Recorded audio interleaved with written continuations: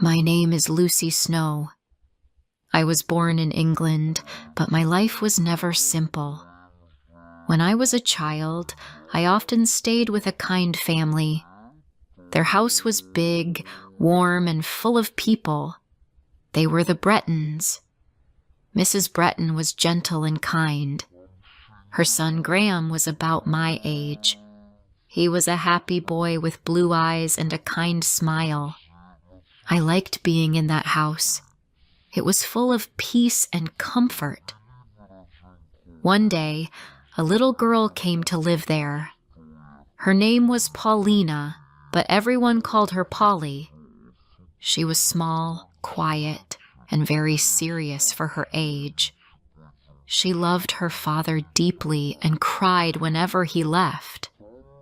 I watched her and wondered how someone so small could feel so much. I did not know then that this little girl would appear in my life again many years later.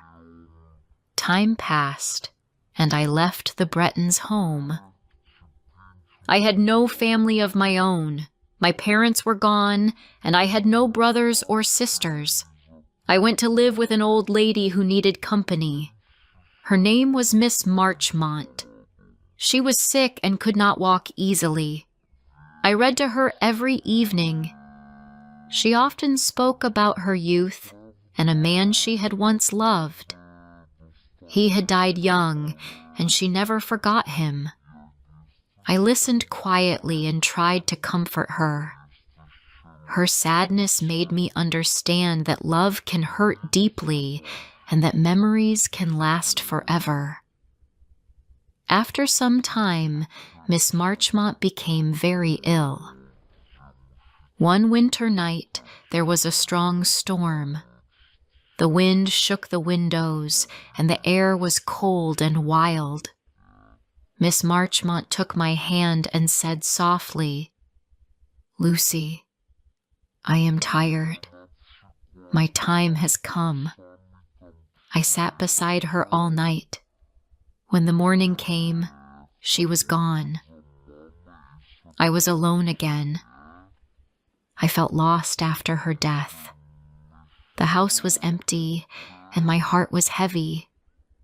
I had no home, no family, and no plan. But I could not sit and wait for life to change. I needed to be brave. I took a small bag, my little money, and left the town. I did not know where I was going. I only knew that I must move forward. I traveled to London. The city was large, busy, and full of noise. I found a small place to stay and looked for work. Days passed, and I walked the streets looking for a job. I asked in shops, schools, and houses, but there was no work for me. My money was almost gone. I was tired and hungry. One evening, I sat in a small cafe near the port. The sound of the sea came through the window. I heard people talking in another language. It was French. A woman near me said she was going to a place called Villette, in a foreign country. She worked at a school there.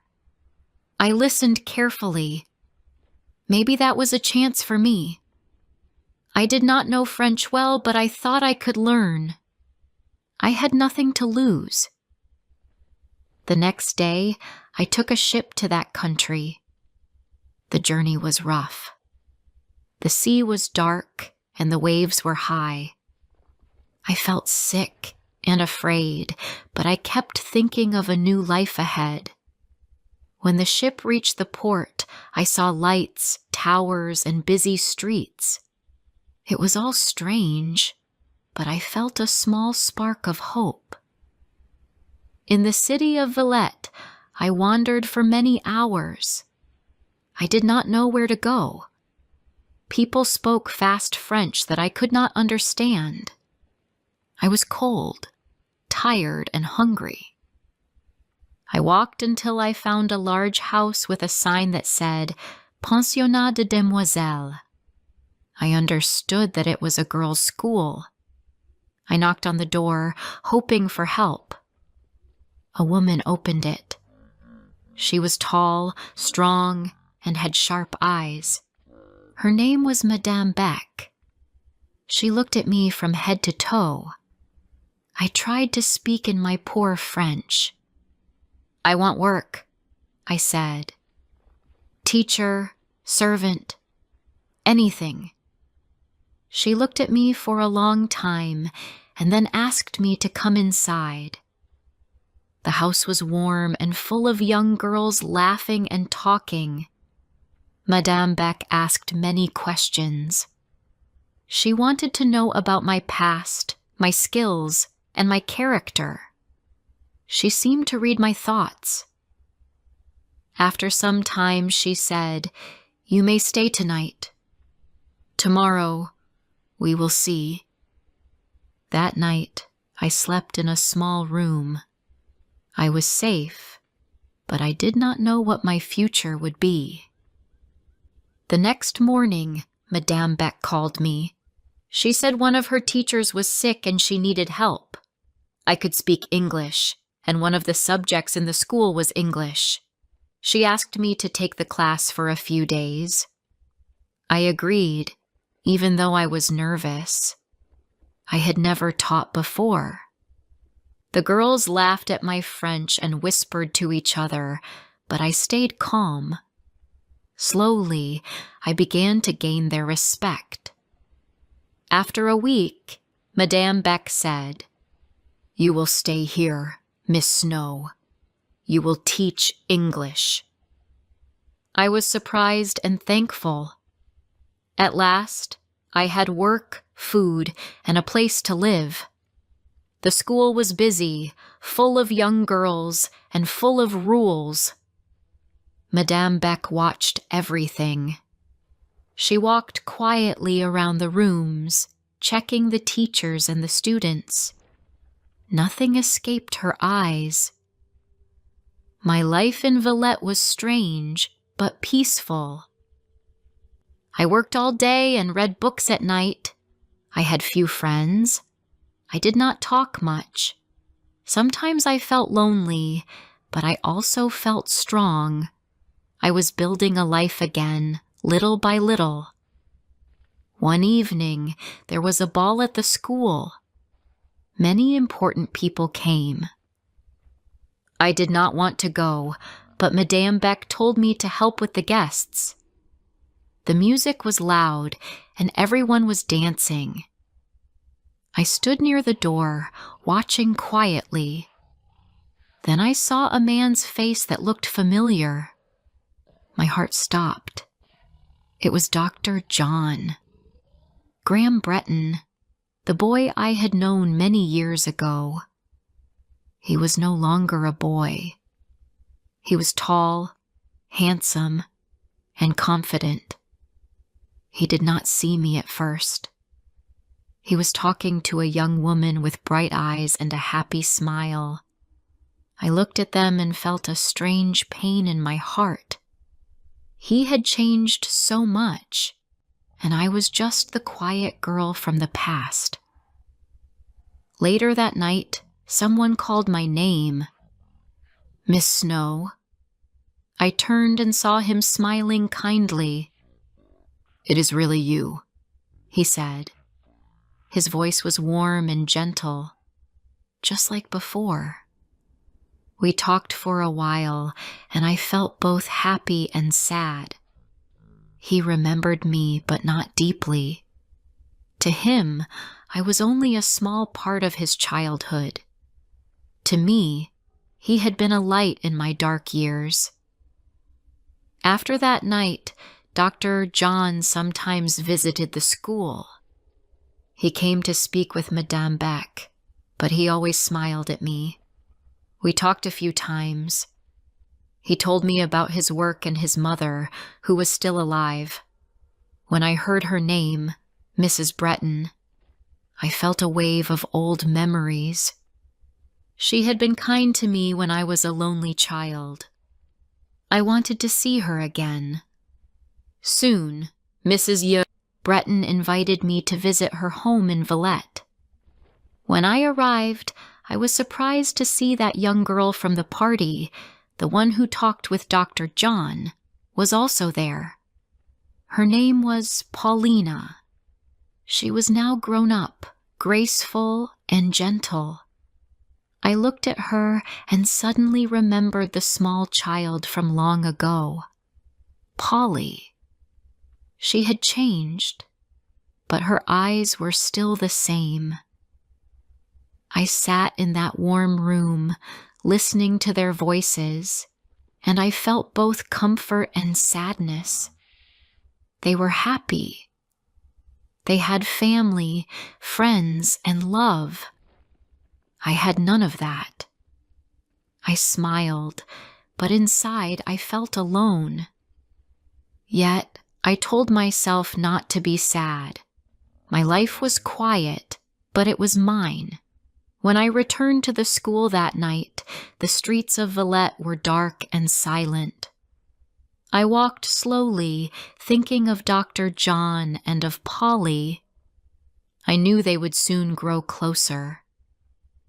And I knew that love was not for me. Not yet. Maybe not ever. But I also knew I had survived many storms already. I could face this one too. That night, I sat by my window and looked at the moon above the roofs. It was pale and far away, like a friend I could never touch. I whispered softly, "I will be strong." And I meant it. Before I continue rest of the story, please like, subscribe, share, and tell me where you are listening from. Your support means a lot to me. Now let's continue. Days passed slowly at Madame Beck's school. My life became a circle of work, reading, and silence.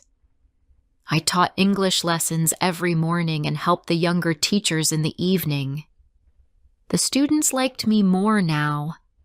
Some of them came to ask for advice. They called me Miss Lucy.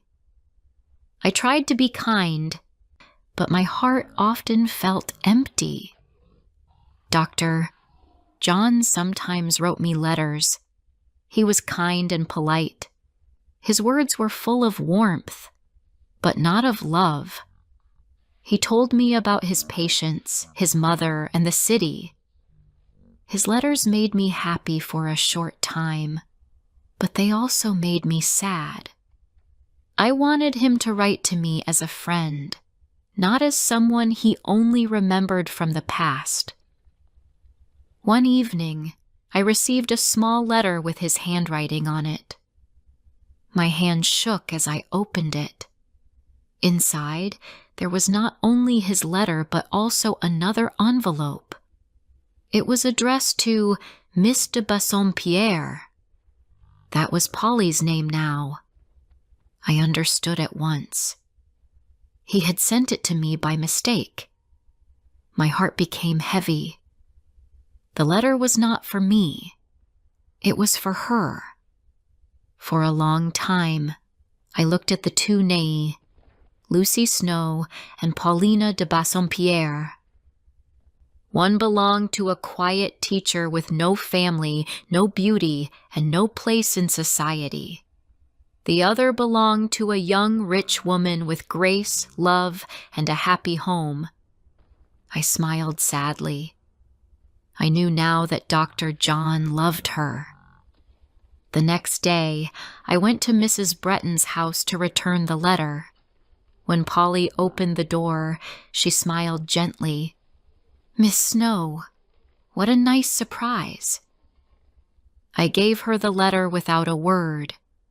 She understood everything when she saw the handwriting. Her face changed, first shy, then full of light. She whispered, "Thank you." That evening, I sat alone in my small room. I could hear the students laughing downstairs. The air was warm, but I felt cold inside. I told myself that I had no right to be sad. Dr. John was never mine. Still, my heart hurt. I thought of his kind eyes, his soft voice, and how his letters once made me feel seen. Now, that little light was gone. For many nights, I could not sleep. I woke up and looked at the dark ceiling. My thoughts were full of memories I wanted to forget. I was losing control of my mind. I felt weak, almost ill. The noise of the city made me anxious. I wanted peace, silence, rest. One Sunday, I decided to leave the house and walk alone. The sky was cloudy, but I did not care. I walked for hours, not knowing where I was going. The streets of Villette were quiet. Soon I came to a large church. Its doors were open, and I went inside. The air was cool and calm. Candles burned softly near the altar. I sat on a wooden bench and closed my eyes. I did not pray in words, but I asked for strength in my heart. I wanted to find peace again. After some time, I heard footsteps near me. I opened my eyes. A man stood there, looking at me kindly. He was small, with dark eyes and a serious face. It was Monsieur Paul Emmanuel, one of the teachers at Madame Beck's school. He said, "Mademoiselle Snow, what are you doing here alone?" His voice was firm but gentle. I said quietly, "I only wanted some rest." He nodded and sat near me. For a few moments we both said nothing. Then he began to talk. He spoke about faith, about loneliness, about how we all must be brave in life. His words touched me deeply. From that day, Monsieur Paul often spoke with me at the school. At first I was afraid of him. He was strict and easily angry. He often corrected the students, and sometimes he corrected me too. But behind his sharp words, I saw kindness. He wanted everyone to do their best. He wanted truth and honesty. Sometimes he brought me small gifts, a book, a flower, or a letter with kind advice. Once he gave me a little plant in a white pot. "It will grow," he said, "if you take care of it." I smiled and thanked him. That small plant became important to me. Every day I watered it and watched it grow. It was like a quiet friend on my table. Weeks turned into months. I saw Dr. John and Polly less and less. They were now engaged to be married. When I heard the news, I felt both pain and peace. Pain because my heart had once hoped for him. Peace because I could finally let go. I wrote them a short note of happiness and blessings. That evening, I cried a little, but my tears were not bitter. They were clean, soft tears that washed away the past. Monsieur Paul noticed that I was sad. One day after class, he said, "Mademoiselle, you look tired. What troubles you?" I tried to smile and said, "Nothing. I am only a little weak." He looked at me carefully and said, "No, you carry pain inside, but you hide it well." His words surprised me. How could he see what I tried to hide from everyone? After that, he treated me more gently. He helped me with lessons, gave me books to read, and sometimes asked me to walk in the garden with him. We talked about life, about students, and about hope. He was different from other men I knew. He was not handsome like Dr. John, but his heart was warm. I began to look forward to seeing him every day. One evening, after a long day of teaching, he called me to his classroom. He held a small box in his hand. "This is for you," he said. Inside was a little cross made of gold. "It is simple," he said, "but it will remind you that even in sadness, there is light." I was deeply moved. I wanted to thank him, but my voice trembled. He only smiled and said, "Keep it, Mademoiselle Snow. You deserve peace." As time passed, my feelings for Monsieur Paul grew quietly. I did not tell anyone. Even he did not know at first. But I felt something new. Not wild love like in stories, but calm, deep care. I felt safe when he was near. One spring afternoon, Madame Beck sent me to help with a special class. It was Monsieur Paul's class. I stood in the corner, watching him teach. The students respected him. He was strict but fair. Sometimes he looked at me while speaking, and I could see a soft smile in his eyes. I looked down quickly, afraid others would see. Later, when the students left, he said, "You are a good teacher, mademoiselle. The girls listen to you." I said quietly, "I try my best." He smiled. "You do more than try. You care. That is rare." My heart beat fast. I wanted to tell him how much his words meant to me, but I stayed silent. At night, I thought about his kindness. I began to feel that maybe my life had meaning again. Not because of love alone, but because I was growing stronger. I was no longer the lonely girl who had lost everything. I had friends, work, and respect.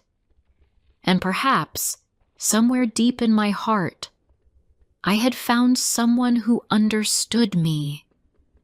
But life in Villette was never calm for long. Madame Beck, who watched everything, noticed that Monsieur Paul spoke to me often. I saw how her eyes followed us. She said nothing, but I felt her cold attention.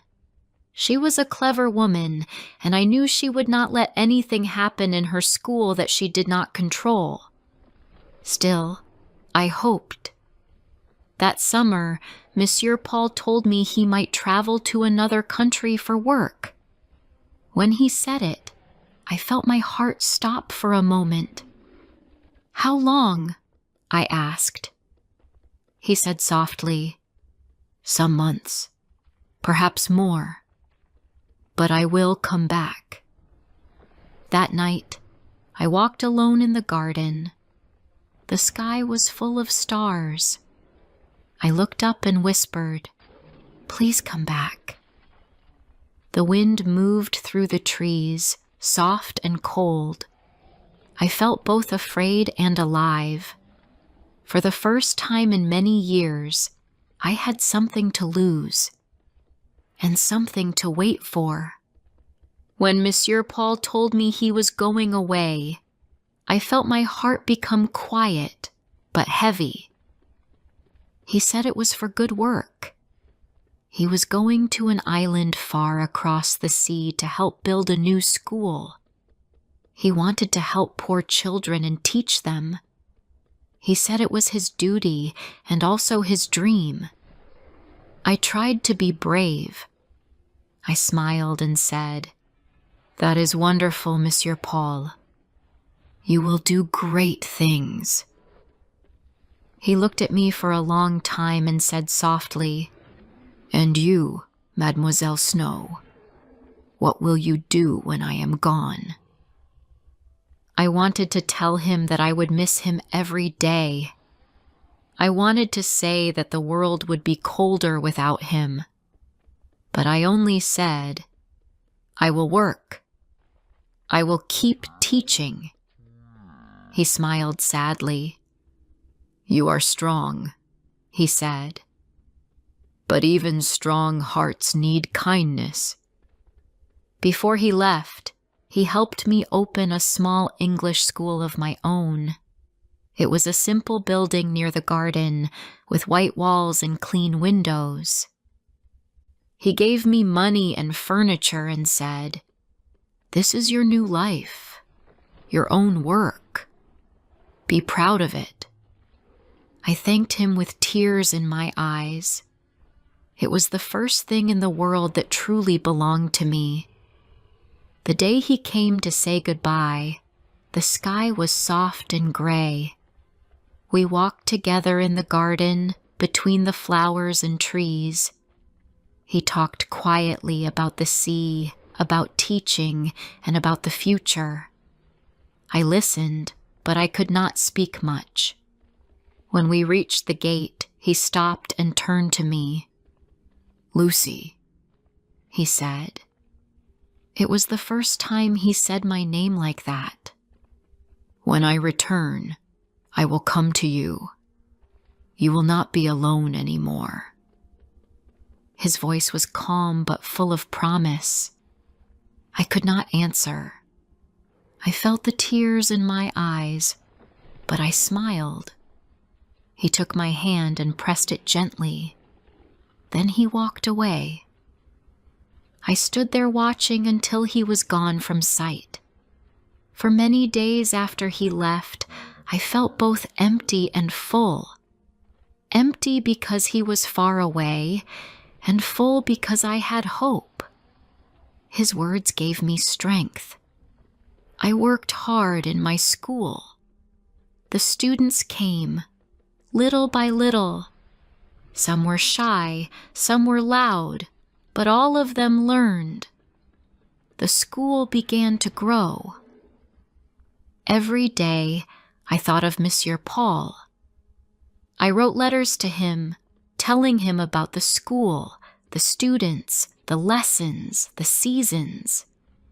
Sometimes months passed with no answer, but I did not lose hope. I knew the sea was far and ships were slow. Madame Beck came to visit once. She walked around my classroom, looking at everything. You have done well, she said, but her eyes were cold. She asked if I had news from Monsieur Paul. I said quietly, Not yet. She smiled, but I could see her thoughts behind her smile. She did not want him to return to me. I understood that, but I did not argue.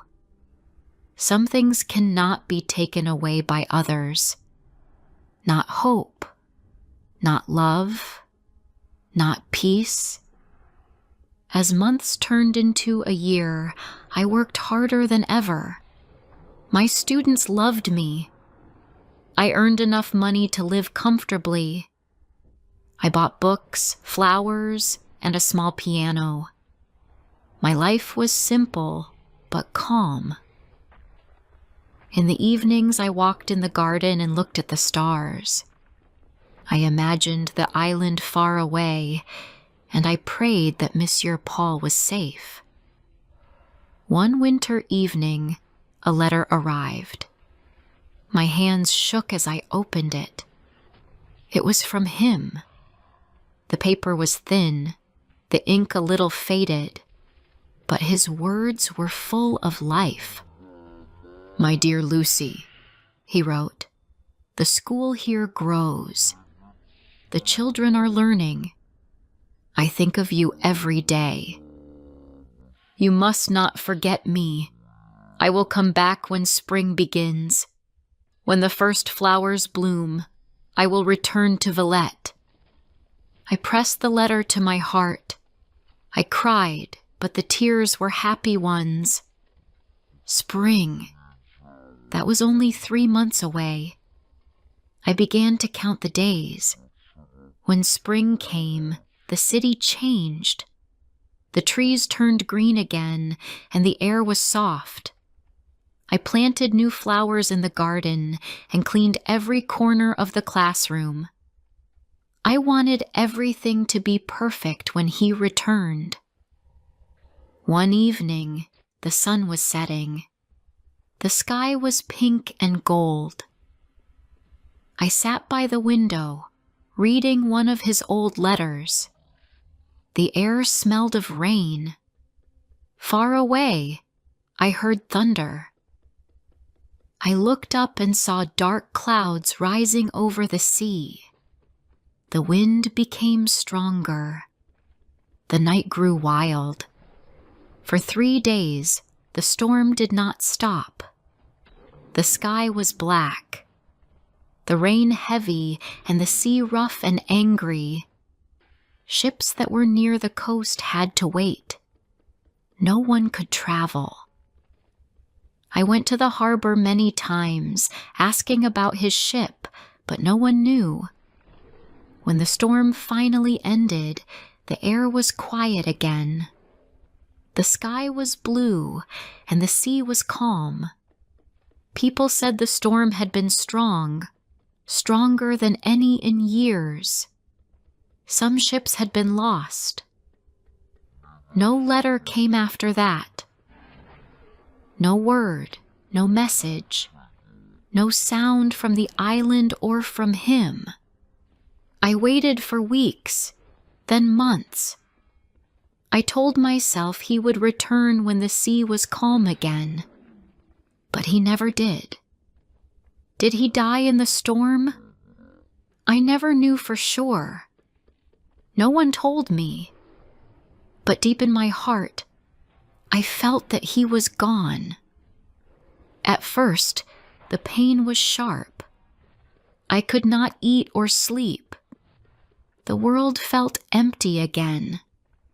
But time passed, and the pain became quiet. I did not forget him, but I learned to live with the silence. I still had my school. The children came every morning, full of laughter and energy. I taught them with love and care. I wanted to give them what life had taught me: strength, kindness, and courage to live even when dreams are lost. Sometimes, in the evening, I sat alone by the window, the same one where I had once waited for him. I looked at the stars, bright and calm in the dark sky. I thought of him not with pain, but with peace. I knew that somewhere, maybe far beyond the sea, he still existed. If not in this world, then in my memory, in my heart. He had given me more than love. He had given me hope, faith, and a reason to believe in myself. I was not the same Lucy Snow who once came to Villette cold and alone. I was a woman who had built her own life, her own place in the world. Love had not broken me. It had shaped me. And so I lived, quietly, calmly, and with strength. Some nights I dreamed of a white ship sailing home, with him standing on the deck, smiling at me. I always woke up smiling too. Whether he came back or not, it did not matter anymore. He had already come back to me, in my heart. Thank you for listening to this story. If you enjoyed this story, please like the video and subscribe to English Medium Stories. Stay with us for more classic stories in easy English.